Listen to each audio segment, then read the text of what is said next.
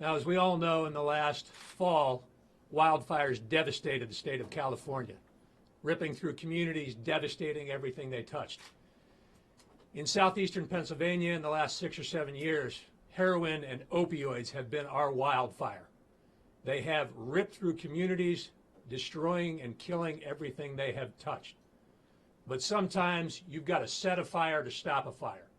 So what we did here in Chester County was we started Operation Wildfire.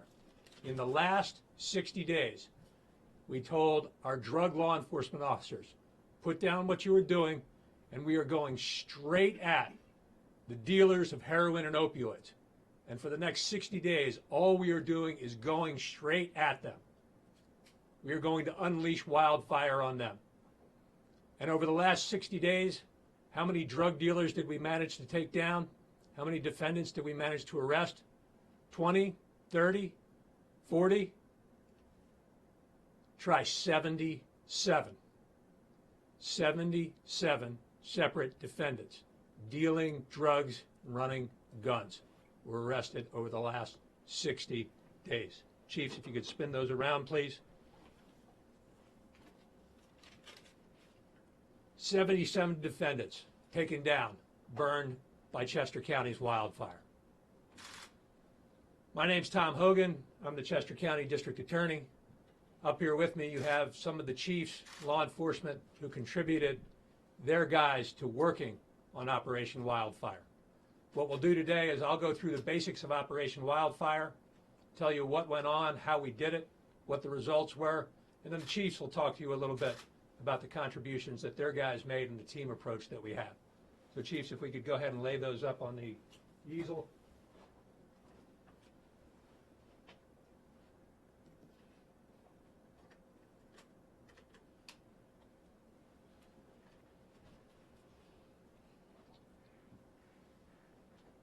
All right, so 77 different defendants. Now, as you look at them, you're going to notice some things right away. You are going to see that there are a mixture of men and women. You are going to see that you are looking at white, brown, and black. You are going to see that you are looking at young, middle-aged, and old. Because the dealers of this poison, heroin and opioids, cut across all genders, all ages, all ethnic groups, all socioeconomic groups. This is America. America is dealing these drugs because America is using these drugs. Now, what sort of drugs did we take off here? Well, we were targeting heroin, OxyContin, Percocet, Xanax, Suboxone. No big surprise, those are the types of drugs we took down. But you know what we found with a lot of these dealers is that it wasn't just opioids. They were full-service pharmacies.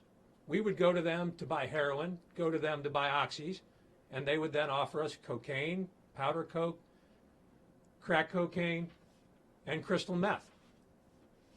And then what we found out was, and this won't surprise anybody, but it should scare you, is that all of those drugs, whether it was heroin or opioids or cocaine or meth, was mixed with fentanyl, 100 times stronger than heroin.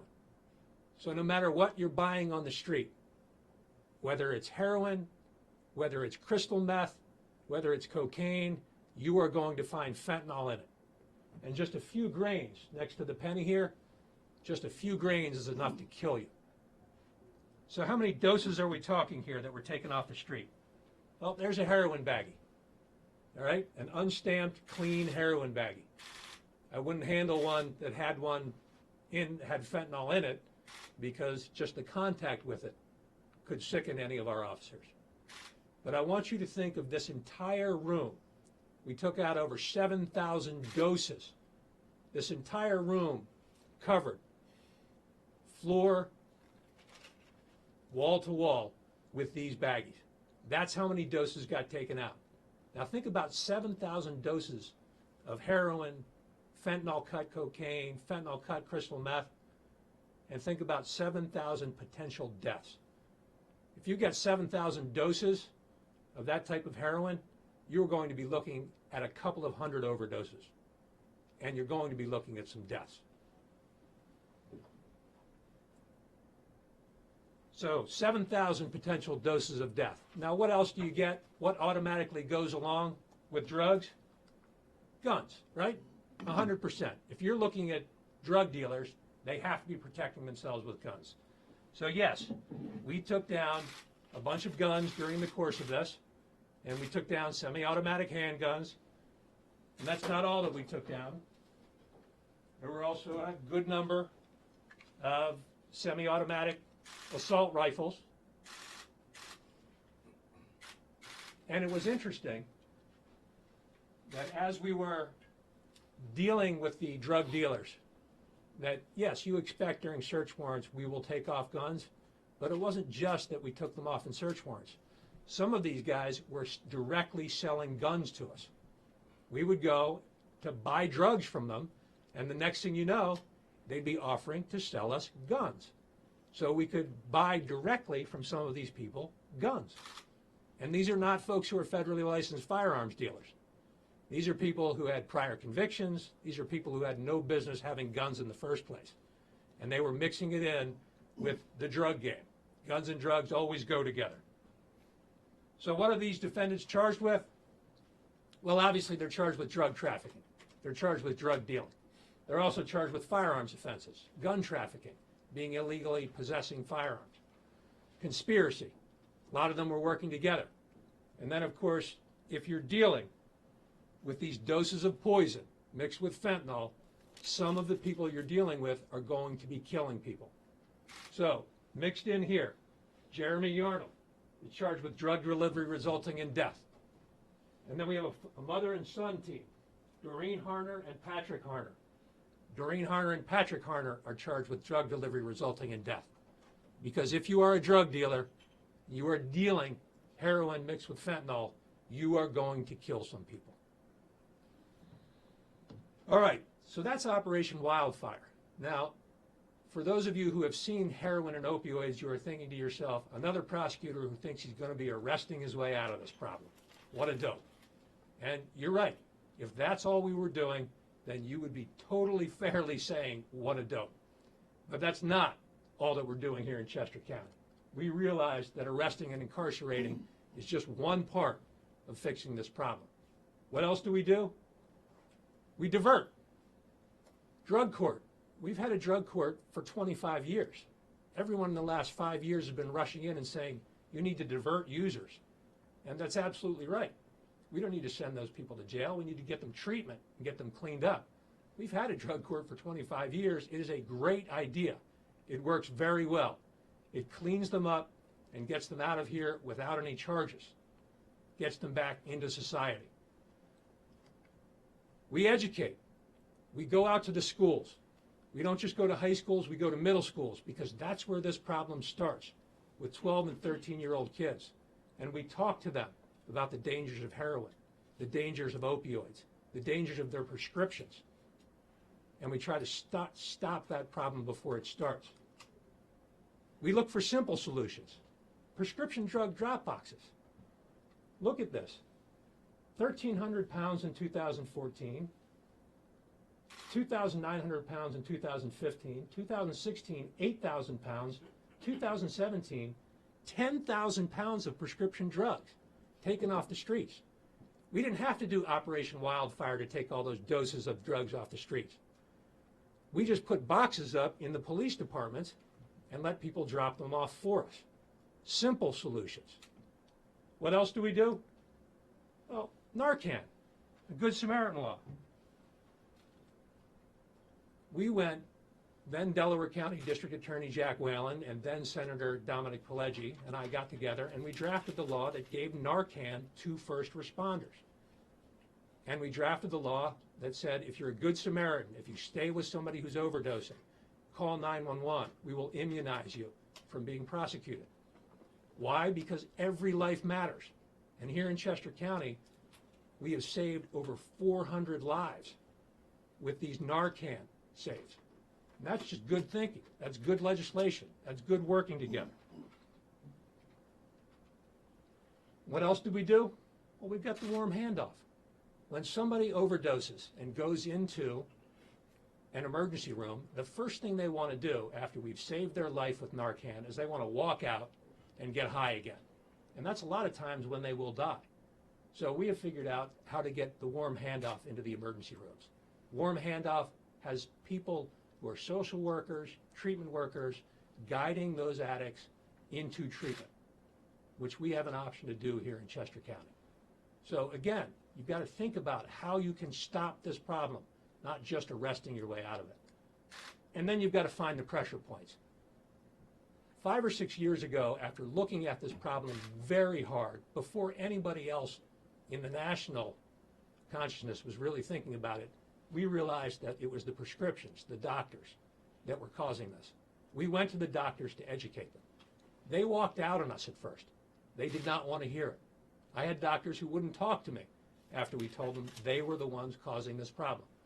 But over the course of the years, as we kept talking to them about the problem, showing them the statistics, and some doctors began to lose their own children to overdoses, they began to see the problem as well. And our doctors in Chester County, I'm proud to say, 4 or 5 years ago came on board. And they said, you're right, we are going to start dropping these prescriptions, start dropping the number of pills that we prescribe. When somebody has a sprained ankle, no more opioids.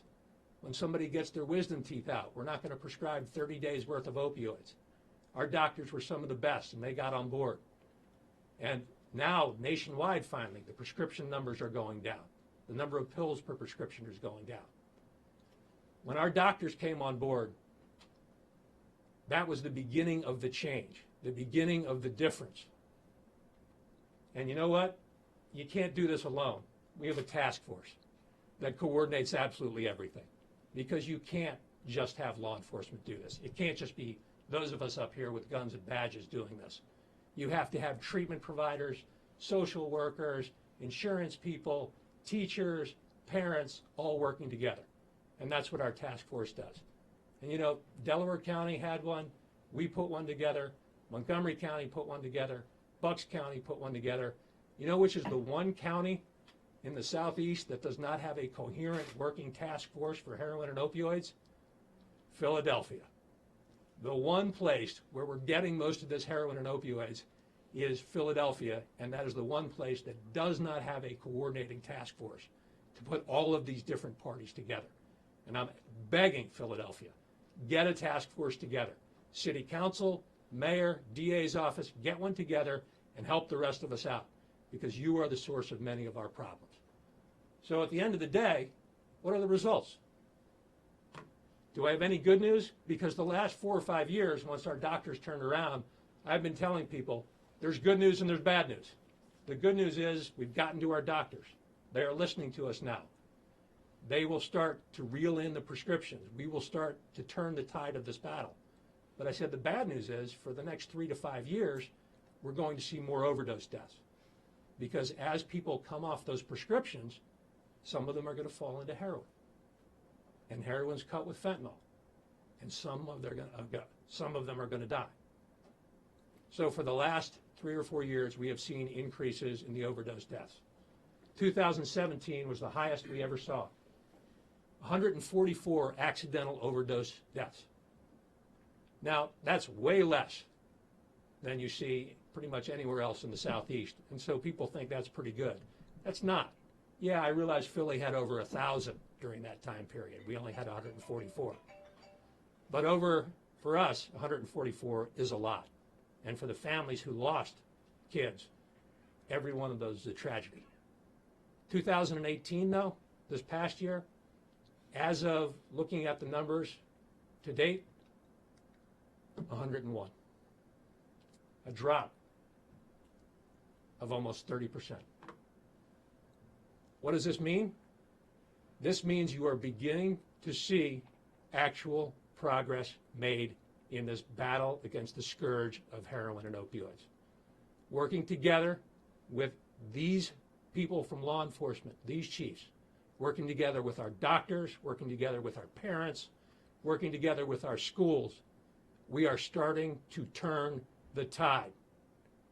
And we are glad that Chester County has put all the efforts into it, because saving a single life is worth it for us. So now I'm going to turn it over to the chiefs because they are the ones who make this possible for Operation Wildfire. All right? So Chief Kevin Dykes from the Chester County Detectives will start, and each chief will have a moment to say a few things about the operation. Chief Dykes?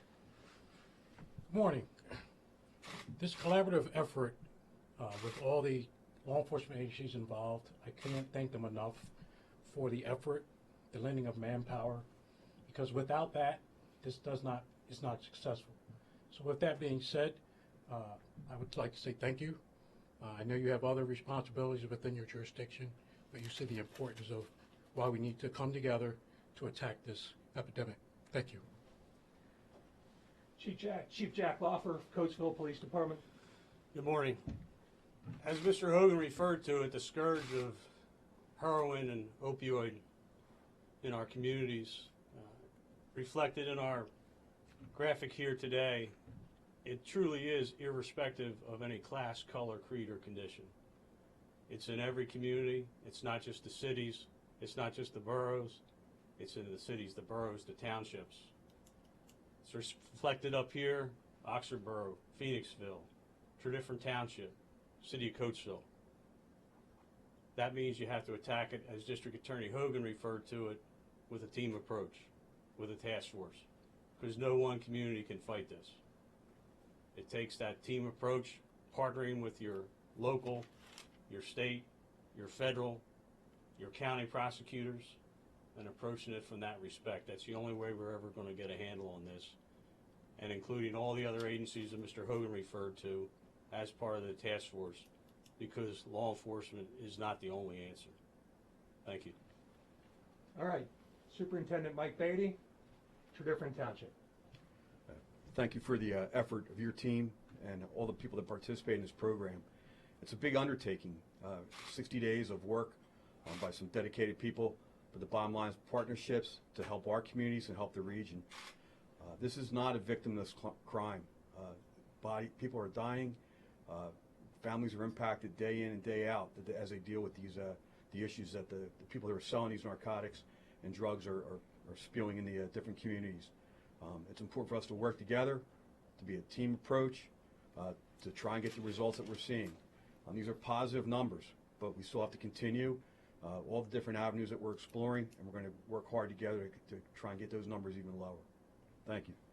Thanks, Mike. Chief Sam Iacona, Oxford Police Department. Good morning. I'd like to thank the DA's office for letting us participate in this along with the other chiefs.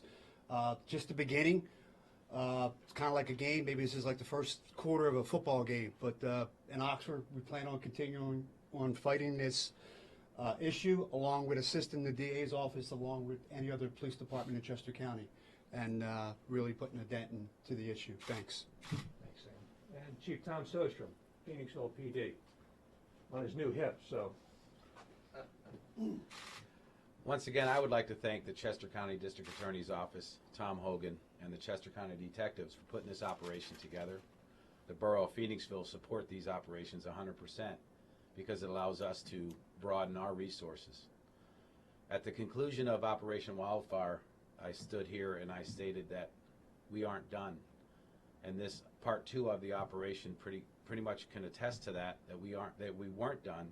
And I'm here again to say that we still aren't done. And that as long as there's drug dealers on the street that are putting that poison out there, then we're going to be here to arrest them. Thank you.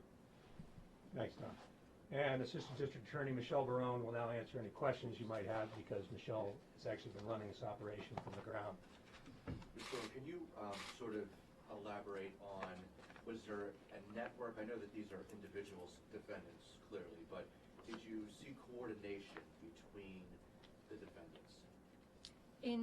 For the most part, they were working individually. However, there were a number of co-conspirators involved, specifically with regard to, on this top of this second board here, the Harners, that's a mother and son who were charged with drug delivery resulting in death. They were working together.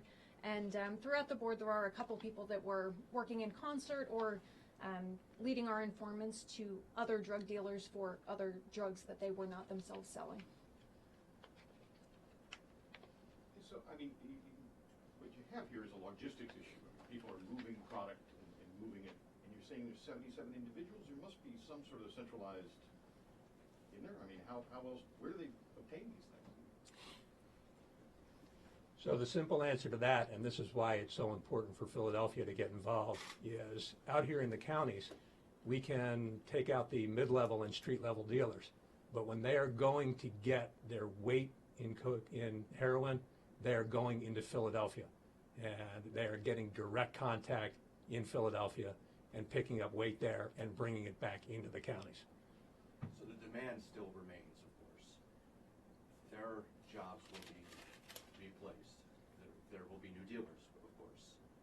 What's your message to those folks? Well, the new dealers, they know. The message has already come out and hit the streets that with all these guys getting picked up, that Chester County is not the place that you want to be selling the stuff. So, and we have had previous encounters where people have told us from Philly, when they were dealing with us, we're not coming out to Chester County. If we come out to Chester County, we'll go to state prison if we get caught. We're going to stay down here in Philly where we'll just get probation. Now, of course, they were dealing with an undercover officer. They said, we'll come out if you will give us more money. And so we agreed to give them more money and then busted them when they came out here. So the problem is and remains a central dealing point. And that central dealing point, that central supply point is Philadelphia. And until Philadelphia actually cuts off that supply, then the entire region will keep going there because Philadelphia has the cheapest and purest heroin in the United States. Michelle? You mentioned earlier that you had anticipated there would be this transitional phase from as people go from pharmaceuticals that might have been overprescribed by legitimate means to going to heroin as a backup or as a replacement. Is there a metric as to from the DEA as to the number of pills, and I guess that would be how it's recorded, that have been sold in Chester County from say 2014 to currently? In other words, are there metrics or numbers that you can have to show that there are fewer prescriptions going out? Yes. So DEA does keep track of not only all of the prescriptions that are not just prescribed, but DEA also keeps track of all of the drugs that are shipped from the manufacturers to the distributors, and then from the distributors to the pharmacies. And we do, in fact, have some of the distributors nationally headquartered right here in Chester County, like AmerisourceBergen. And the message to them, as our county commissioners did last week, and they announced they are suing the manufacturers and the distributors because the only way you can hit them is in the pocketbook. But DEA keeps very close track on that, and we talk with DEA about it and ask them, are the numbers going down? And DEA has published at the national level, yes, the numbers are going down. But have you broken it down to county level? I mean, do you know that for a fact it was X in 2014 and it's X minus 10,000 or whatever it was now? We've asked them for general trends to confirm that it was going down, but right at the beginning of all of this, we went to DEA and said, tell us if we have problem pharmacies, because we will crack down on them. And they said, the good news for you is in Chester County, you have pretty responsible pharmacies. Philadelphia and Delaware County have some significant issues. And I know the Delaware County DA, Kat Copeland, has done a nice job going after some of those pharmacies. You mentioned Philadelphia several times. Have you reached out?